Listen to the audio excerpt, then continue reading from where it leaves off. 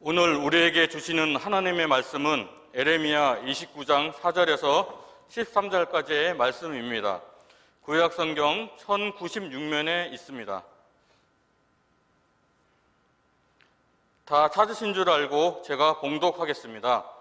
만군의 여호와 이스라엘의 하나님께서 예루살렘에서 바벨론으로 사로잡혀가게 한 모든 포로에게 이와 같이 말씀하시니라. 너희는 집을 짓고 거기에 살며 텃밭을 만들고 그 열매를 먹으라. 아내를 맞이하여 자녀를 낳으며 너희 아들이 아내를 맞이하며 너희 딸이 남편을 맞아 그들로 자녀를 낳게 하여 너희가 거기에서 번성하고 줄어들지 아니하게 하라. 너희는 내가 사로잡혀가게 한 그 성읍의 평안을 구하고 그를 위하여 여호와께 기도하라. 이는 그 성읍이 평안함으로 너희도 평안할 것임이라. 만군의 여호와 이스라엘의 하나님께서 이와 같이 말하노라. 너희 중에 있는 선지자에게와 점쟁이에게 미혹되지 말며 너희가 꾼 꿈도 고지 듣고 믿지 말라. 내가 그들을 보내지 아니하였어도 그들이 내 이름으로 거짓을 예언함이라.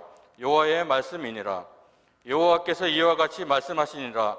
바벨론에서 70년이 차면 내가 너희를 돌보고 나의 선한 말을 너희에게 성취하여 너희를 이곳으로 돌아오게 하리라. 여호와의 말씀이니라. 너희를 향한 나의 생각을 내가 아나니 평안이요 재앙이 아니니라. 너희에게 미래와 희망을 주는 것이니라. 너희가 내게 부르짖으며 내게 와서 기도하면 내가 너희들의 기도를 들을 것이요 너희가 온 마음으로 나를 구하면 나를 찾을 것이요 나를 만나리라. 아멘. 임한창 님이 행복의 문을 여는 193가지 이야기라고 하는 책에 아주 재미있고 의미 있는 글이 담겨져 있습니다. 인류의 역사상 위대한 업적과 명성을 남긴 사람들에게는 공통점이 있다. 극한 고통을 만났을 때 저들은 오히려 삶의 풍성한 열매를 맺었다. 존 버녀는 비참한 감옥 생활 중에서 철로 역정이라고 하는 대작을 집필했고 수많은 크리스찬들의 마음을 움직이는 책을 만들었다. 파스테르는 몸의 대부분이 마비된 상태에서 질병에 대한 중요한 면역체를 개발했다. 프란시스 파크맨은 시력이 약했지만 커다란 글씨로 미국사라는 20권의 대작을 집필했다. 에디슨은 청각장애를 가지고 있었음에도 축음기를 발명했다. 밀턴에게는 시각장애가 있었으나 그의 시는 많은 사람들에게 사랑받아 영국 최고의 시인으로 불렸다. 프랭클린 루즈벨트는 지체장애인이었으나 미국의 대통령으로 대공황과 2차 세계대전이라는 두 가지 국난을 지나는 동안 미국을 그 어느 때보다도 안정적으로 이끌었다. 바이킹은 부품에 시달릴 때 큰 배를 만들었다. 이렇듯 인류의 역사는 고통과 시련에 용감하게 맞선 사람들에 의해서 새로 쓰여진다. 반대로 세상에서 가장 어리석은 사람은 고통과 시련을 신의 저주라고 여기고 아무런 도전도 노력도 하지 않는 사람들이다. 사랑하는 서강의 지체 여러분, 코로나19로 힘든 시간을 지나가고 있는 이때가 어쩌면 가혹하게 느껴지기도 하고 죄에 대한 형벌처럼 느껴지기도 하고 속이 많이 상하지 않으십니까? 자, 그럼에도 불구하고 우리의 정체성은 그리스도인, 하나님의 사람, 그러기에 어떤 순간이라도 더 큰 것을 바라볼 수 있는 영의 눈을 떠야 될 줄로 믿습니다. 여러분, 하나님께서는 우리를 오늘도 여전히 사랑하고 계시다라고 하는 것입니다. 그럼에도 불구하고 우리를 오늘처럼 광야 같은 고난 가운데로 우리를 내몰 때가 있습니다. 왜 하나님은 하나님의 백성을 고난 속으로 내모는 것일까요? 광야를 지나가게 되어지면 초원이 나오기 때문입니다. 자, 중동 지방에서요, 양떼를 치면서 유목생활하는 목자는요, 한 자리에 머물지 않습니다. 이동하고 또 이동을 합니다. 많은 양떼를 먹일 만한 풀이 그 광야에 있지 않기 때문에 푸른 초장을 찾아서 이동을 하는 것이죠. 자, 그런데 푸른 초장으로 가는 길이 우리 교회 앞에 통일로 대로변처럼 잘 정돈된 길이었겠습니까? 아니었습니다. 깊은 웅덩이도 있고요, 골짜기도 있고요, 강야도 지나가야 하고요, 길은 하나같이 울퉁불퉁한 돌짝길입니다. 그런데 가는 길이 고되다고 해서 여정을 멈춘다라고 하면 어떻게 될까요? 자기가 책임져주는 양들은 광야에서 다 죽고 말 것입니다. 그렇기 때문에 목자는 깊은 웅덩이와 골짜기 험한 돌짝길이 있다 할지라도 가던 길을 결코 멈추지 않습니다. 시편 기자는 고백을 합니다. 여호와는 나의 목자시니 내가 부족함이 없으리로다. 아멘. 여러분, 우리의 목자 되신 하나님께서는요, 양된 우리를 푸른 초장으로 인도하시는 분임을 기억하시기를 바랍니다.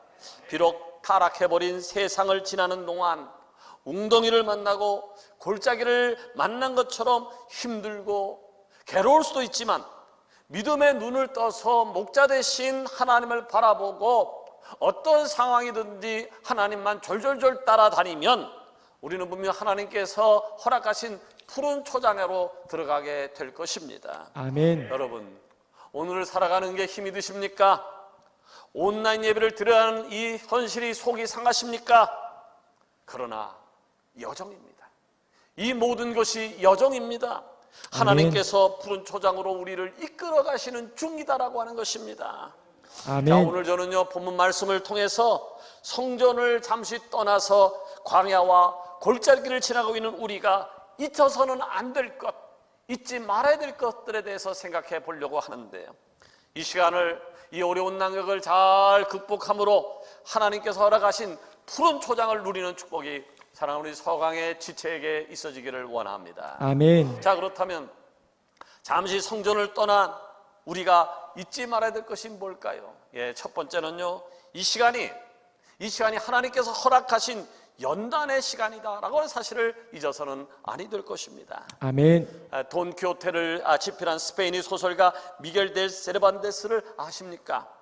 자, 그 사람은요, 아주 가난한 집안에서 태어났습니다. 그러다 보니까 자연스럽게 교육도 제대로 받지 못했어요. 그럼에도 불구하고 그는 어려서부터 글 쓰는 것을 좋아했습니다.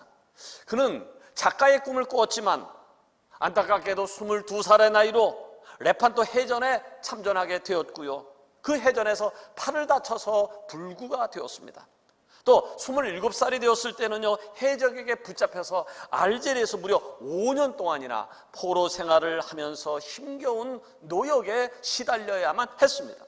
자, 그런 와중에 감사하게 노예를 구하고 억울하게 갇혀있는 이들을 해방시키는 종교적 활동을 하던 삼위일체 수도회에 의해서 극적으로 구출되어져서 가족들이 있는 마드리드로 돌아오게 되어집니다. 이에 그는 본격적으로 글을 쓰기 시작했습니다마는 그의 삶은 자기가 원하는 대로 흘러가지 않았습니다. 글을 쓰긴 썼지만 그 책이 팔리지 않았고 급기야는 큰 빚을 졌고 옥살이를 해야 했습니다. 자, 그는 옥살이 중에서도 결코 펜을 놓지 않았습니다. 끈질기게 따라다니는 인생의 환란 속에서도 그는 최선을 다해서 글을 썼던 것이지요.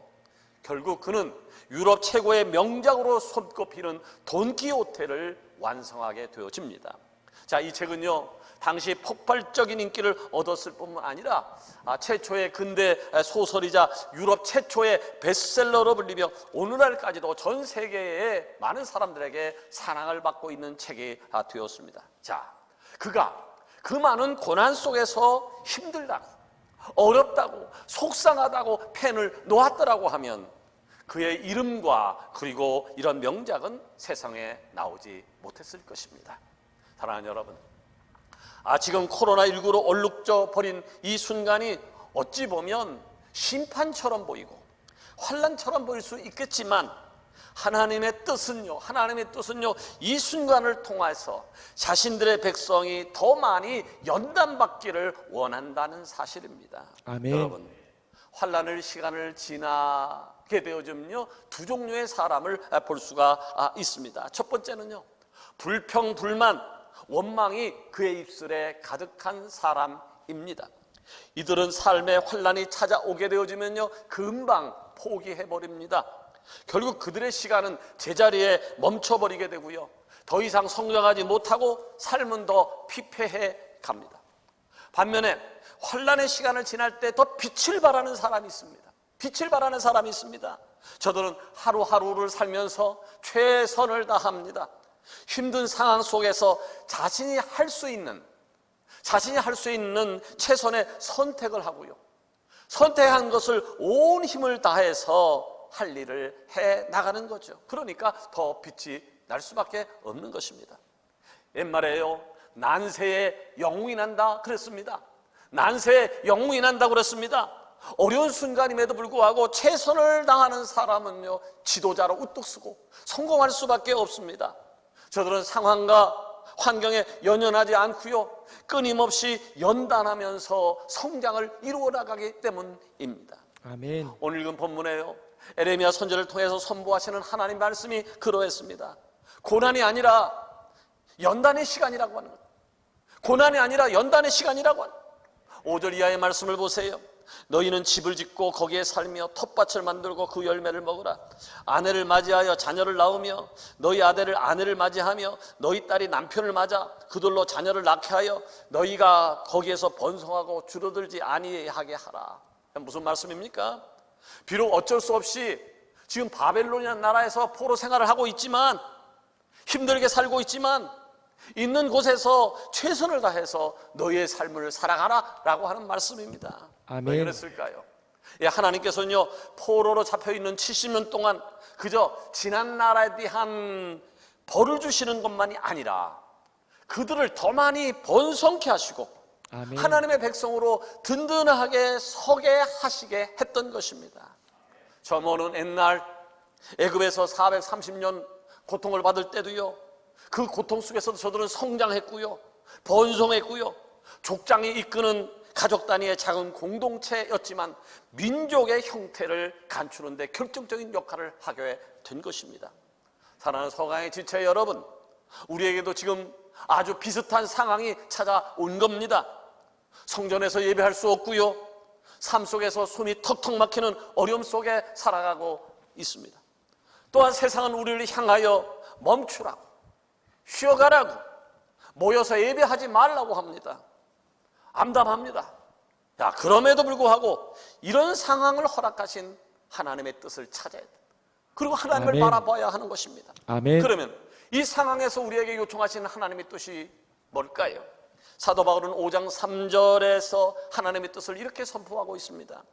다만 이뿐 아니라 우리가 환난 중에도 즐거워하나니 이는 환난은 인내를, 인내는 연단은, 연단은 소망을 이룬 줄 알미로다. 아멘. 기억하십시오.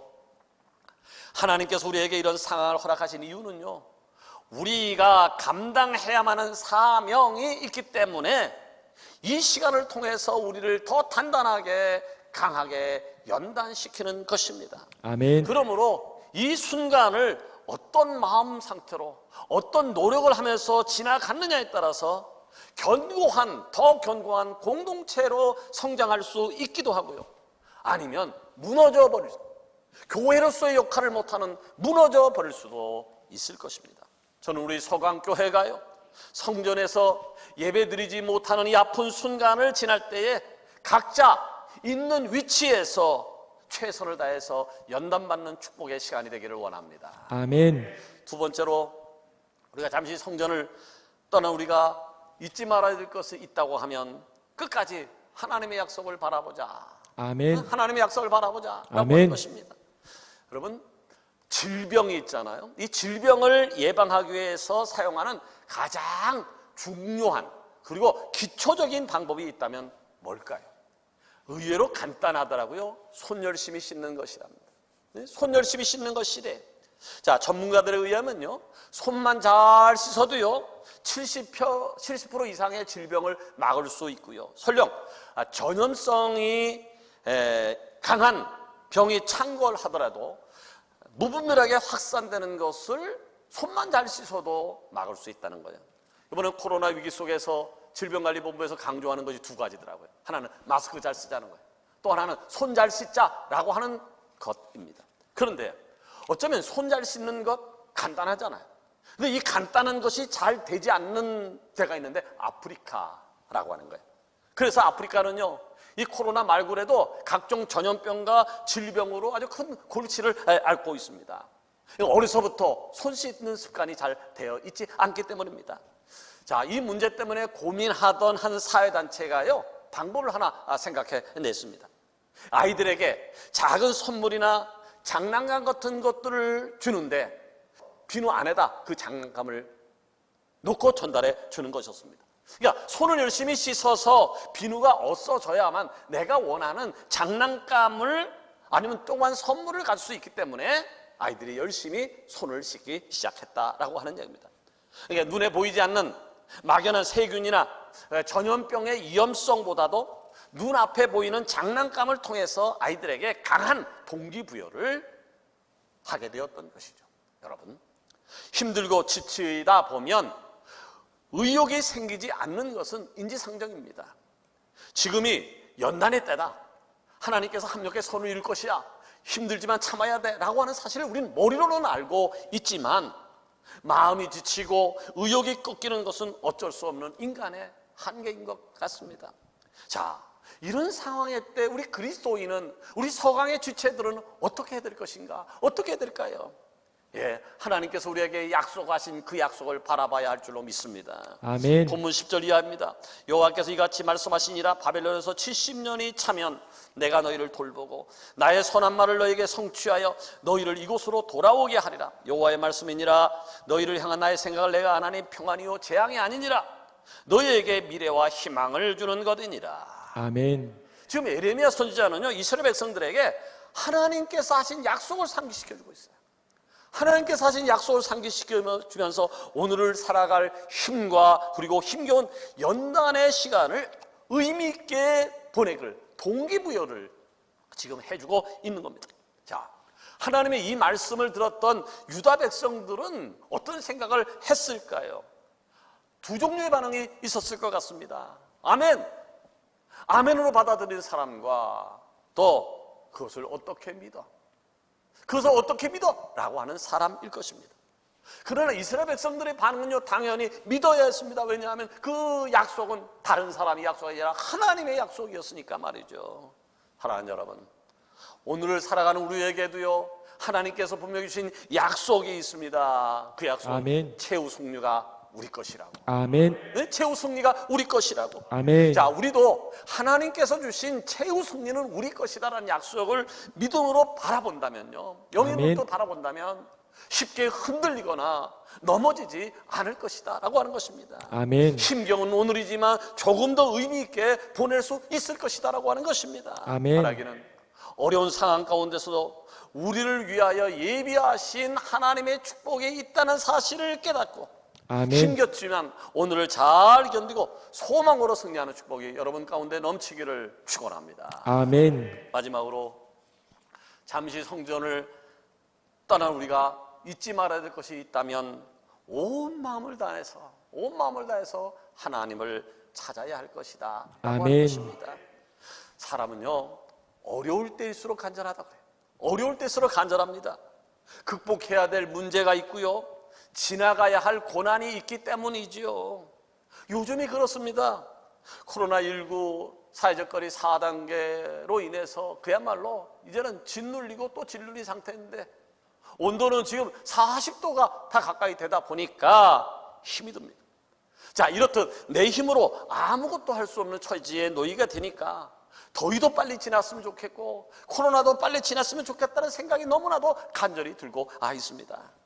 오늘 본문에 등장하는 유다 백성이 그러했습니다.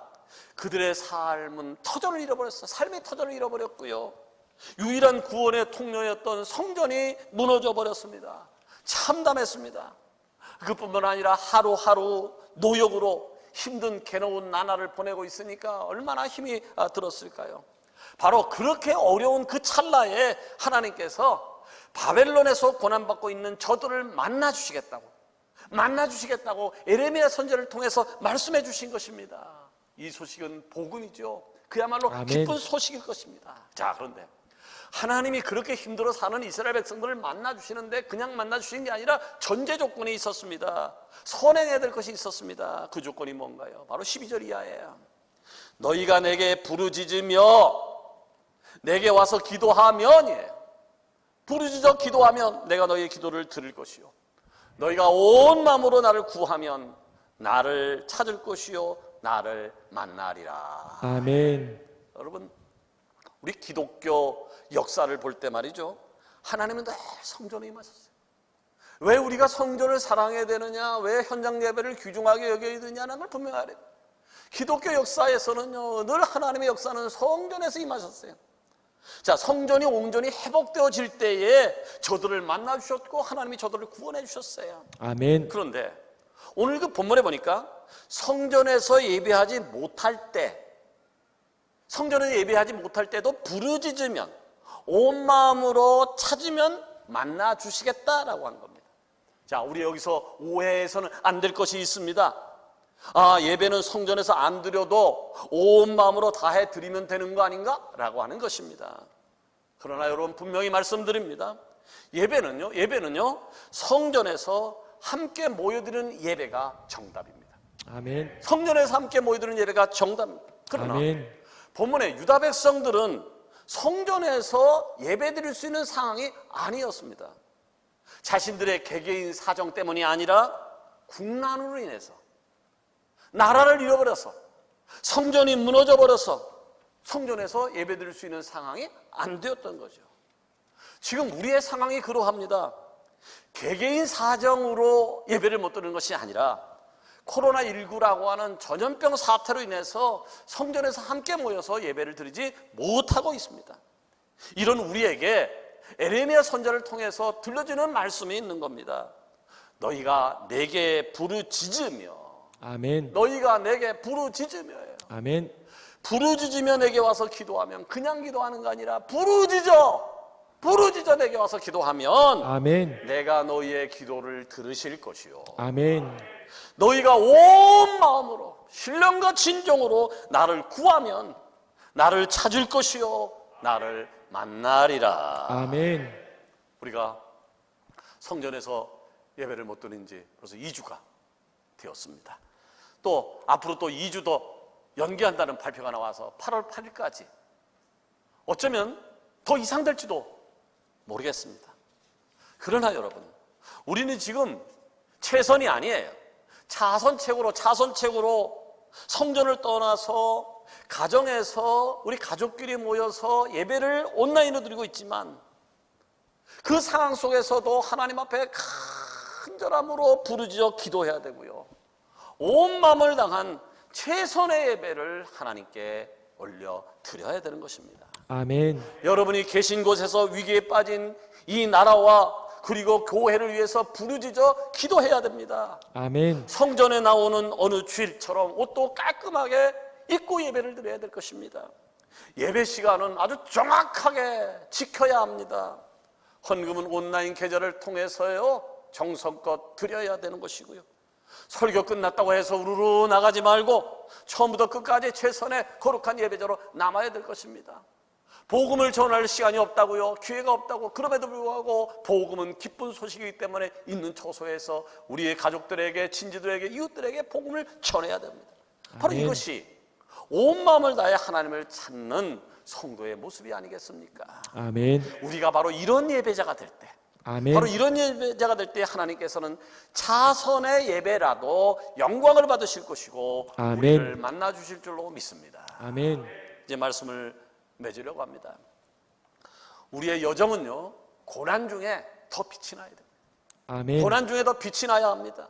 왜요? 우리는 하나님의 자녀입니다. 아멘. 하나님의 백성이기 때문입니다. 아멘. 하나님께서는요 고난 중에 우리를 더 연단시키시고요, 환난 중에도 우리를 들어서 귀하게 쓰기를 원하시는 분이십니다. 아멘. 그렇다면 그분의 백성이 우리는 고난 속에 있지만 최선을 다해 연단을 받아야 하는 것이고, 아멘. 끝까지 하나님의 약속을 바라보면서 하나님을 온 마음을 다해서 찾아야 되는 것이 옳은 것이죠. 아멘. 바로 우리가 이런 삶을 살아갈 때에 하나님께서 우리를 틀림없이 푸른 초장으로 쉴만한 물가로 인도해 주실 줄로 믿습니다. 아멘. 바라기는 바로 이런 믿음을 가지고 이 어려운 순간을 잘 극복해 나가는 사랑하는 소강이체가 다 되어지기를 살아 역사하시는 예수님의 이름으로 축원합니다.